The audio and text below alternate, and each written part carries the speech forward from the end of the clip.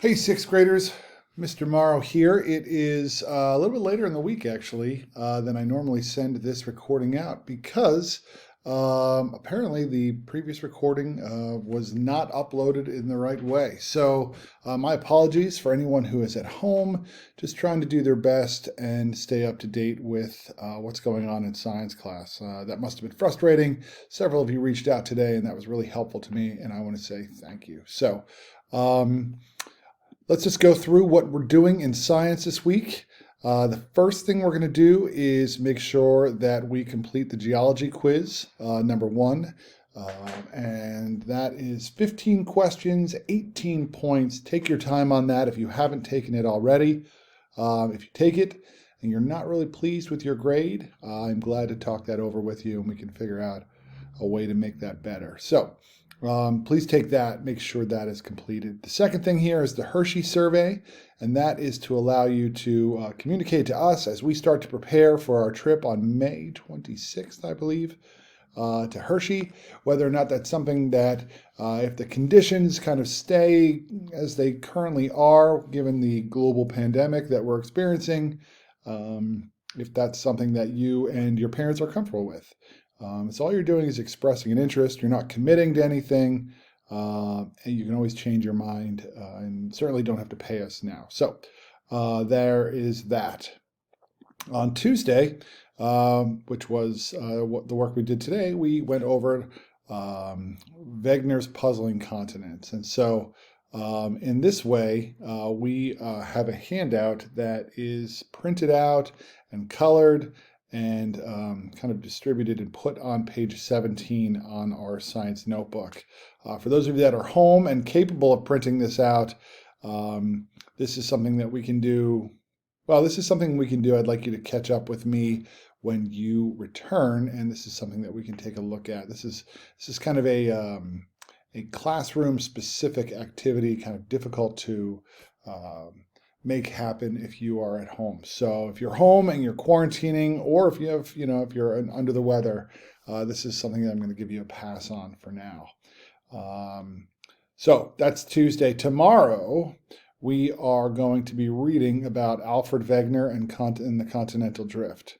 We're going to be participating in activities that kind of include learning about this guy and what he did for our understanding of how our continents ended up where they are.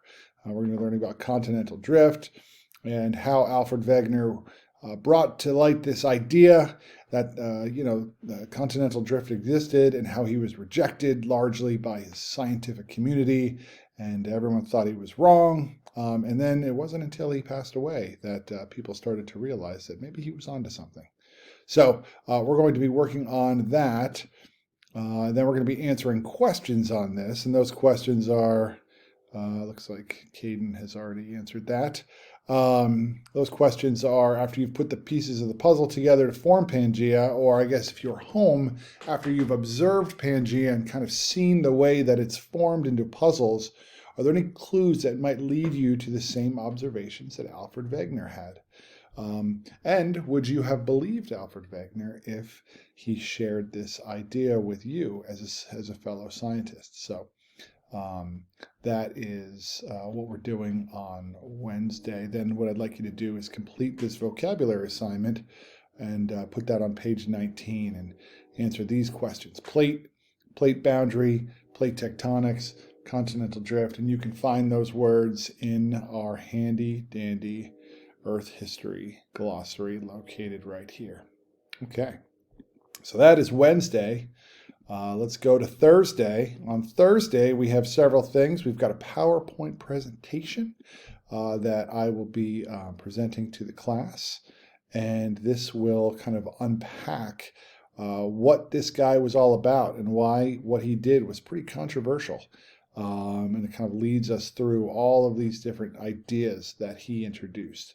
Kind of neat stuff there.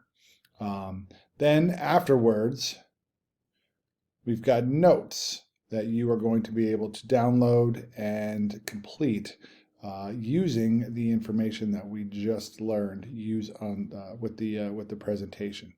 And so if you are in class, we'll be working on those with partners.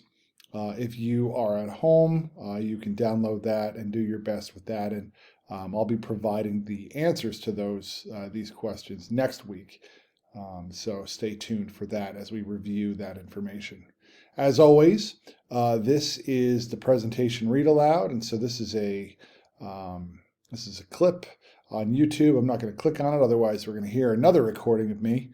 But this is available to you if you want me to read this presentation for you. Then on Friday, what we're going to do is we're going to spend a little time. I think actually the notes and completing this on Thursday is going to bleed into Friday. I suspect that that's going to happen. So I'm kind of leaving a little bit of room here. And we're going to do a little bit more work on continental drift. And then afterwards, oh, there it is. Okay. Boop. We're going to do a little bit of more work on continental drift just to solidify. And then I've identified a few games here, some geology games that you're welcome to play. We're not often allowed to play games in science on our computers, but this is a situation where you will be able to. So these three are available to you on Friday. As always, I appreciate you dropping me a line and letting me know if you have any questions. It's very useful to me. And I want to say, if you are not in school, then keep your head up. We will get you here soon. If you're not feeling well, please feel better, and we will talk to you soon. All right. Have a great day, everyone, and I will see you soon. Thanks. Bye.